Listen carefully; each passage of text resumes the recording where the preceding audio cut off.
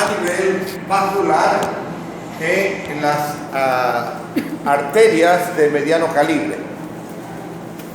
Esta lesión que vamos a hablar en primera instancia se trata de una lesión que son hallazgos.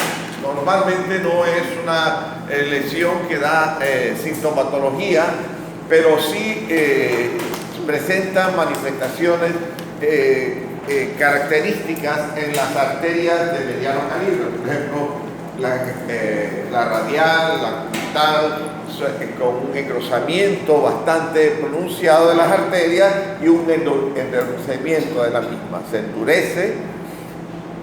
Esto mismo está sucediendo generalmente en órganos como puede ser a nivel uterino, en la que normalmente se da una situación en la que no se espera ningún tipo de patología, y en el momento en que se hace una ecosonografía se observa estas calcificaciones en las arterias uterinas. Clínicamente no tiene ninguna manifestación porque afortunadamente la luz está totalmente permeable. Sus paredes permanecen cada vez más engrosadas y se encuentran en el momento en que se realiza, por ejemplo, una ecosonografía en mujeres, y al momento de hacer la ecosonografía se observan estas calcificaciones en el miometrio, cercana a la serosa. Manifestación clínica absolutamente ninguna. ¿Qué quiere decir? Cuando la luz y el endotelio de estas arterias está totalmente preservado, no presenta ningún tipo de predisposición a desarrollar trombo. Porque acuérdense que la triada que perfectamente hemos hablado anteriormente, tiene que haber una lesión endotelial, una hipercoagulabilidad, tiene que haber al mismo tiempo la formación de un trombo o un remanso o una turbulencia. Pero en estos pacientes, al no tener una obstrucción en la parte de la luz, la perfusión sanguínea normal no se encuentra alterada.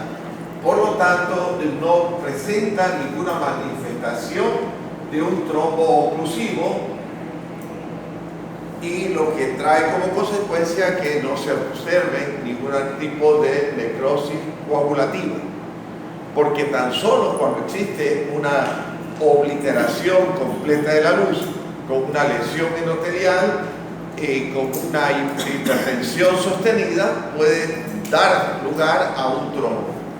Afortunadamente esto no lo encontramos. Podemos ver inclusive en pacientes del campo que tienen la parte muscular muy gruesa y las arterias muy grandes. En ellos pueden encontrarse estas calcificaciones, pero su movimiento articular es completamente normal. En cuanto a la microscopía POCA, al examen histopatológico de la lesión procedente del miometrio, porque esto corresponde a un útero, aquí está el endometrio, y generalmente son úteros perimenopáusicos. Si ustedes ven, el endometrio es muy delgado, la serosa totalmente normal y estas calcificaciones. Microscopía podal, examen histopatológico de la lesión procedente del miometrio, se observaron arterias uterinas de mediano calibre que presentan un engrosamiento difuso de la pared. Este engrosamiento difuso está dado por una proliferación de fibroblastos y fibras de colágeno, algunas de ellas hialinizadas. Entre estas fibroblastos se encuentran múltiples depósitos de calcio. Estos depósitos de calcio son eosinofílicos en cierta parte central y la mayor parte de ellos son basofílicos, irregulares, anucleados.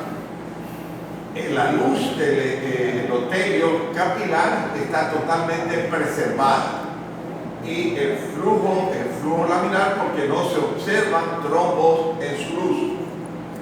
Diagnóstico: esclerosis calcificante de la capa media de Bonkeberg. Esclerosis calcificante de la capa media de Bonkeberg.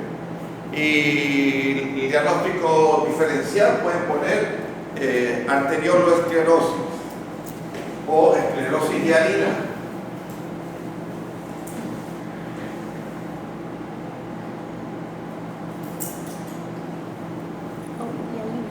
Bien.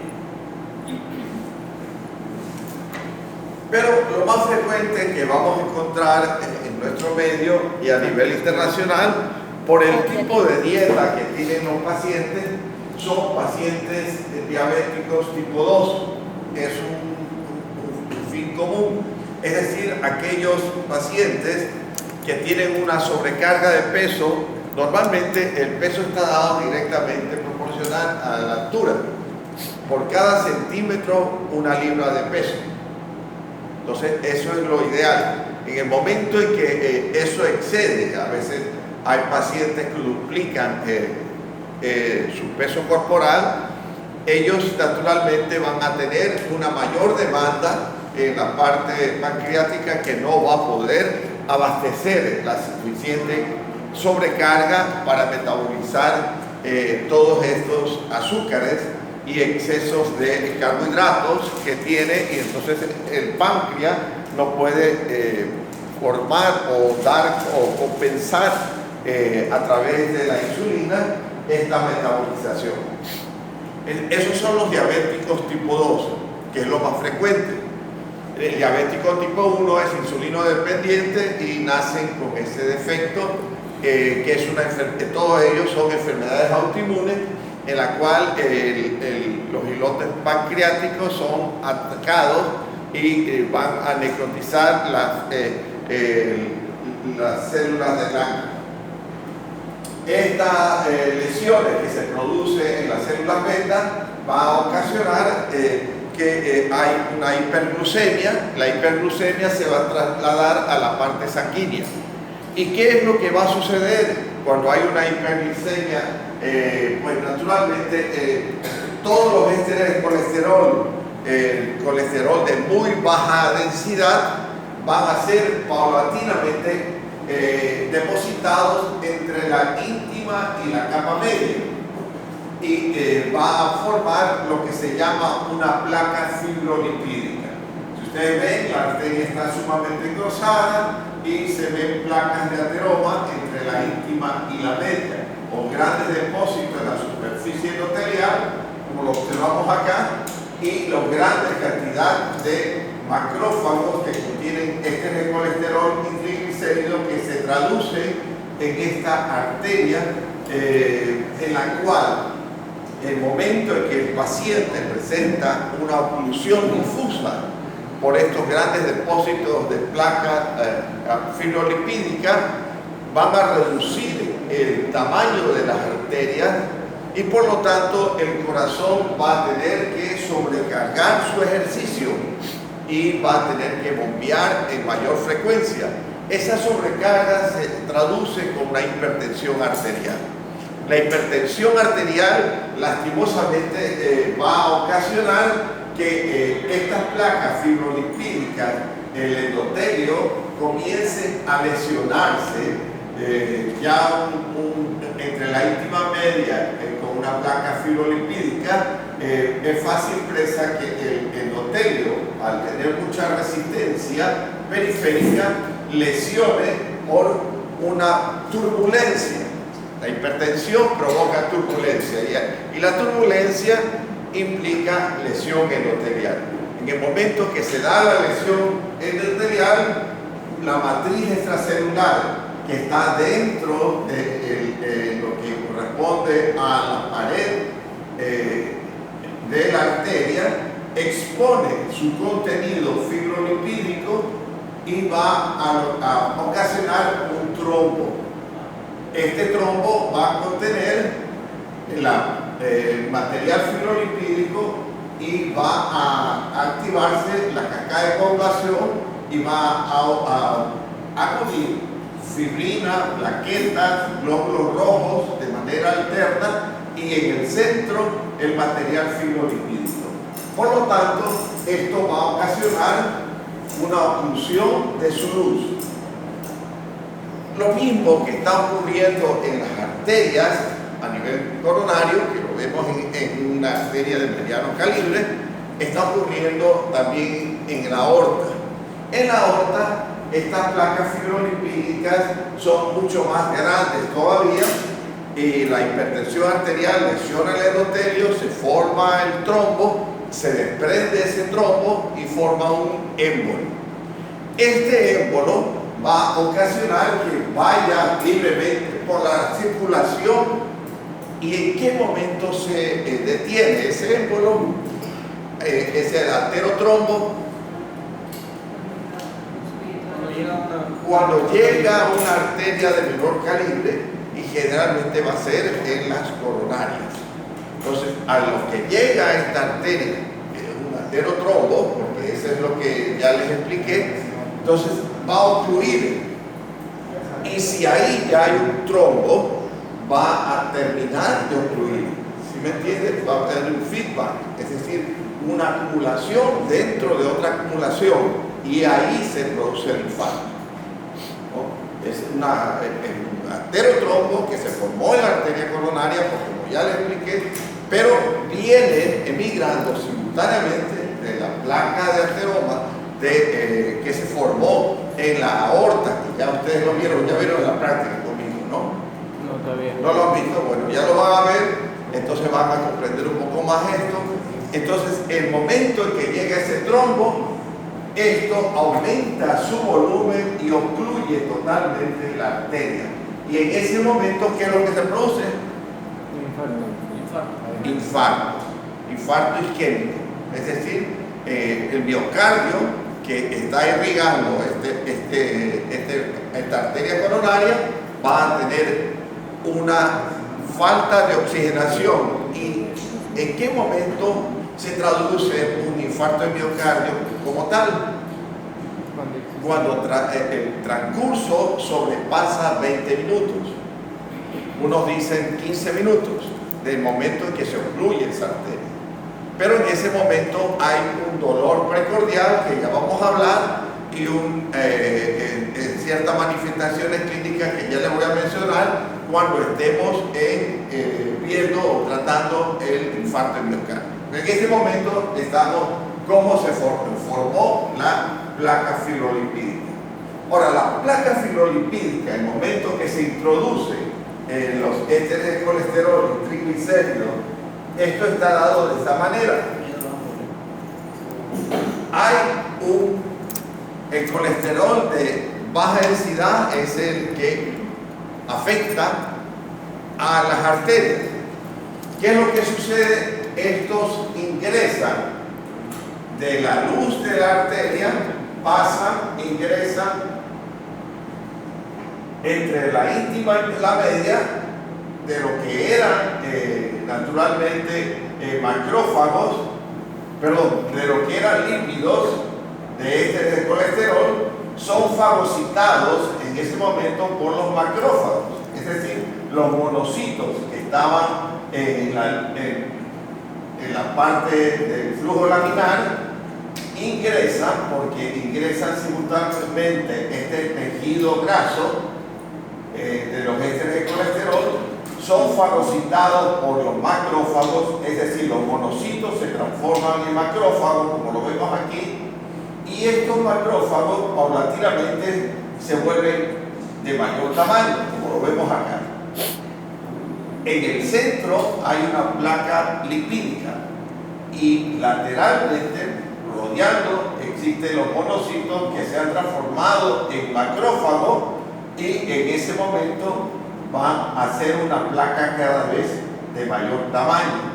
Las fibras musculares lisas van a emigrar de la capa media hacia la parte periférica, llegando a estar entre la íntima y la media, y van a formar componente que engloba totalmente a la placa fibrolipídica, y lo que vamos a observar en la parte central son macrófagos que contienen gran cantidad de colesterol y triglicéridos, monocitos, linfocitos y cristales de colesterol. Esos cristales de colesterol se transforman también en agujas de colesterol, como lo observamos acá. El endotelio, en el momento en que hay una oclusión de esta parte de la luz de la arteria, se lesiona el endotelio, como lo observamos aquí, y va a dar como consecuencia un trombo. La matriz extracelular expone todo este material fibrolipídico, se activa la cascada de coagulación y se comienza a formar un trombo. Se llama aterotrombo. ¿Ok? Entonces vamos a hacer ahora la descripción de la arteriosclerosis. Pongan microscopía, al examen histopatológico de la lesión procedente de arteria coronaria.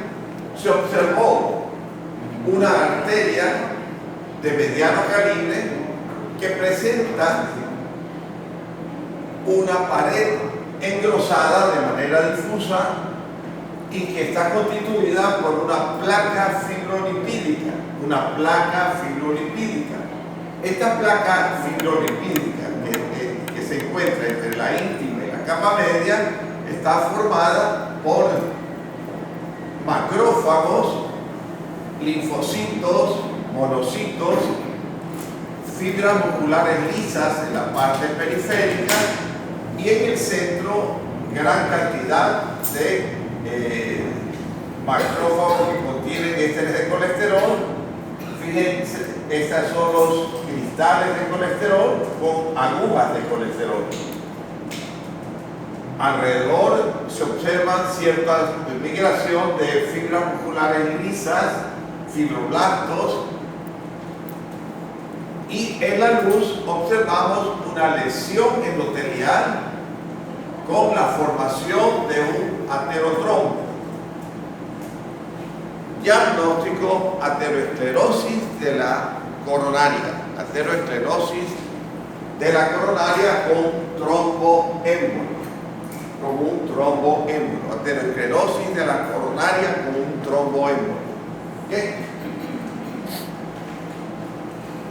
Fíjense que en este de aquí, la arteria coronaria está reducida en su luz. Eso también está reducida en su luz por la gran placa fibrolipídica, y está ocupada la luz por este aterotrombo. ¿Ok? De la arteria coronaria. Con tromboémbolo con reducción de la luz. Bien, ahora vamos a observar qué va a ocurrir en el momento que se da esa oclusión completa de este aterotrombo. Doctor, una pregunta. ¿Y cuál es el diagnóstico diferencial de...? Doctor, lo que pasa es que no dijo el diagnóstico diferencial de la ¿Perdón? No dijo el diagnóstico diferencial de la El diagnóstico diferencial puede poner arteriolosclerosis hialina. Arteriolosclerosis hialina. Sería el mismo anterior. ¿Perdón? El mismo del anterior. De la arteria, sí. O también pueden poner esclerosis calcificante de Monkeberg. Cualquiera de las dos está correcta. Bien, cuando las arterias coronarias son obstruidas, van a ocasionar esto que vemos aquí, una zona de infarto, que primero es subendotelial y luego se hace de tipo transmural, es decir, el infarto isquémico va a ocupar toda la pared del ventrículo izquierdo. Y entonces vamos a observar que esto va a ocasionar zonas de isquemia bastante manifiestas, tanto en el ápice del ventrículo izquierdo como en la pared del ventrículo izquierdo. ¿Ok? Y vamos a ver que en el momento en que se da la oclusión de una arteria coronaria por un tromboémbolo, el paciente va a tener un dolor precordial muy intenso. Ese dolor precordial se va a irradiar hacia la mandíbula, pero también hacia el brazo izquierdo. Puede también tener un dolor en la espalda. Entonces, irradiado el dolor precordial, bastante intenso, dolor opresivo precordial, que se irradia hacia el brazo izquierdo y la mandíbula, pero también hacia la parte de la espalda, en el tórax. En ese momento, ese dolor intenso está ocasionando un infarto en miocardio. Si se quiere disolver, se toma la presión arterial y va a estar hipertenso, y el pulso, pues, con mayor frecuencia va a estar latiendo el corazón, y pues naturalmente ese paciente tiene que hacerse la evaluación con un electrocardiograma, en la cual vamos a encontrar una onda Q patológica o invertida. Al mismo tiempo vamos a encontrar lo que corresponde a las proteínas, la CPK-MB en particular, va a estar muy elevada, la creatinina va a estar muy elevada, y cuando se tiene todos estos elementos, tiene que tratar de disolverse ese coágulo. Entonces, ¿cómo lo van a hacer? Con anticoagulantes, con vasodilatadores, y naturalmente tienen que inmediatamente intervenir de lo más pronto posible, porque si se deja pasar 15 a 20 minutos sin hacer ningún tipo de tratamiento, ese paciente va a tener como consecuencia un infarto de miocardio. Entonces tenemos la lesión a nivel de las arterias coronarias, va a ocasionar lo que vemos aquí. La primera manifestación de defensa de nuestro organismo es una manifestación reactiva, como un proceso inflamatorio agudo, ¿no? Es lo primero que se manifiesta, es decir, van a haber mayor cantidad de leucocitos, neutrófilos, y entonces van a tener este tipo de manifestación. Esto ya corresponde a un infarto isquémico de miocardio, y tiene las siguientes características. Esto es un infarto agudo. Entonces pongan microscopía, el examen histopatológico de la lesión procedente de miocardio. Se observó que está constituido por áreas de necrosis isquémica con necrosis coagulativa, en la que se observa el contorno de las fibras musculares estriadas cardíacas, mas no se observan sus núcleos, dando lugar a células fantasmas. Hay una retracción también de las fibras periféricas, notándose una degeneración lipídica con gotas que corresponden a una miocitolisis. Al mismo tiempo se observa un infiltrado inflamatorio agudo con leucocitos polimorfos nucleares neutrófilos que infiltra entre las fibras musculares que tienen necrosis coagulativa. Hay un marcado edema intersticial y un infiltrado difuso de leucocitos polimorfos nucleares neutrófilos.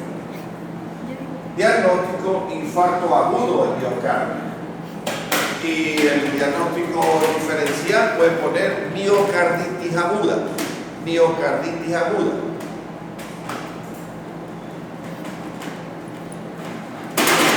Si este paciente no es tratado de inmediato, con el pasar ya de 48 horas a una semana en adelante, este paciente va a tener ya la secuela de lo que deja un infarto agudo. Esto va a estar en proporción a la cantidad y al tiempo que produce este infarto, es decir, la oclusión de la arteria coronaria que hemos hablado previamente. Esa arteria coronaria va a estar ocluida, y como tiene placas de ateroma, en algunas oportunidades se intenta hacer bypass, es decir, tratamiento a través de coger de una arteria safena e implantarla en las coronarias de área que no tiene oclusión, que no tiene aterosclerosis, de un extremo hacia el otro que también esté libre. Entonces, ese sitio donde está la aterosclerosis muy a veces engrosada, entonces se hace un bypass, ¿no? O se trata de poner un stent, es decir, un vasodilatador con unas mallas que van a dilatar. Hay oportunidades que cuando es muy activo, entonces se corre el riesgo que al tratar de poner el stent o no pueda pasar o sencillamente pueda romperse ese. Entonces hay un riesgo, digamos, al poner el stent. En el bypass es más visual y puede mejorar para que tenga las fibras de miocardio que tenía que dar irrigación, las que estén todavía en buenas condiciones, tengan una mayor oxigenación. Esos son los tratamientos. En cuestión de la lesión, más que nada esto se da en pacientes diabéticos. Entonces ténganlo muy en cuenta que en pacientes diabéticos hay el umbral de dolor, tienen muy disminuido, y ellos van a tener lo que se llaman infartos tartamudos. El infarto tartamudo no es más que infartos a repetición, y que el paciente, como el umbral del dolor no siente, pues pasa desapercibido para el paciente, pero en cambio no pasa desapercibido para el corazón, el miocardio, y entonces van a verse porciones con infarto isquémico y otras fibras normales. Entonces vamos a ver la secuela que deja el infarto agudo cuando ya está en un proceso de cicatrización. Entonces pongan microscopía. Al examen histopatológico de la lesión procedente del miocardio se observó amplias zonas de cicatrización entre las fibras musculares estriadas cardíacas, en la que se observa proliferación de fibroblastos y fibras de colágeno que contienen un infiltrado inflamatorio crónico, un infiltrado de leucocitos mononucleares, linfocitos y gran cantidad de macrófagos. Los macrófagos se encargan de fagocitar gran cantidad de material necrótico. Entonces, hay gran cantidad de leucocitos mononucleares y macrófagos. Junto a ellos encontramos angiogénesis con proliferaciones de yemas capilares. Las bandas cicatrizales son amplias y se encuentran entre las fibras musculares estriadas cardíacas que tienen miocitolisis. Okay. Diagnóstico: infarto antiguo del miocardio. Y diagnóstico diferencial, pueden poner una miocarditis crónica. Miocarditis crónica. ¿Ok?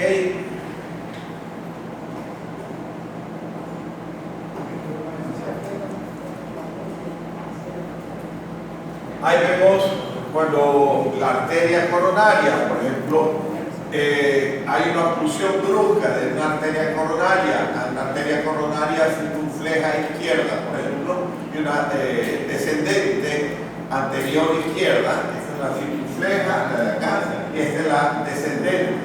Y ven que la oclusión que se observa aquí con placa de ateroma, fibrolipídica y el trombo. Entonces toda esta zona va a tener una zona de perfusión con área de peligro. Y fíjense lo que, si eso no se disuelve, va a causar una zona de isquemia, infarto isquémico en todo el ápice. Y cuando es de tipo transmural, la arteria coronaria, generalmente la circunfleja o la descendente, se obstruye con placas de ateroma, ateroémbolo. Se da primero una zona de necrosis subendotelial y luego se zona de necrosis transmural. ¿Ok?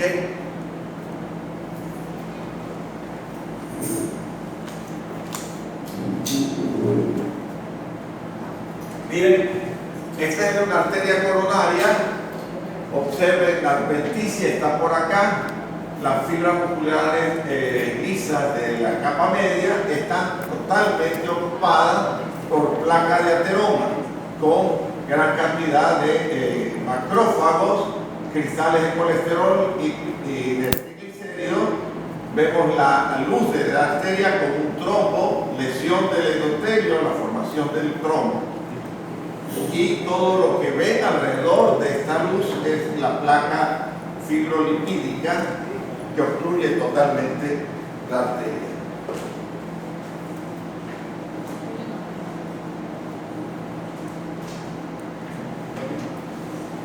Ahí vemos cómo, miren, va penetrando los colesterol de baja densidad y de muy baja densidad.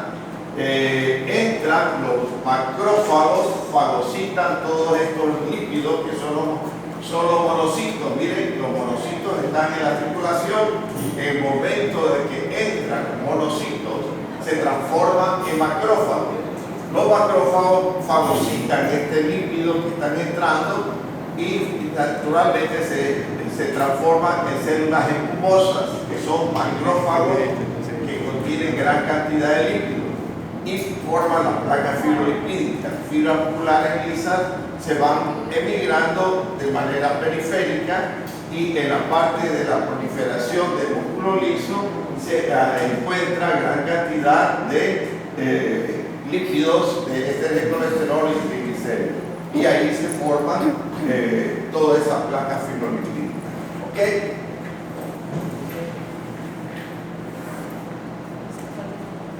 Bien, ahora vamos a hablar.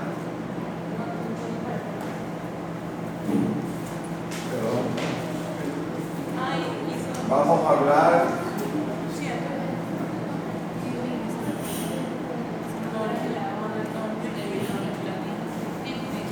de lesiones tumorales. Okay. Las lesiones tumorales a nivel vascular vamos a clasificarlas en tres grandes grupos.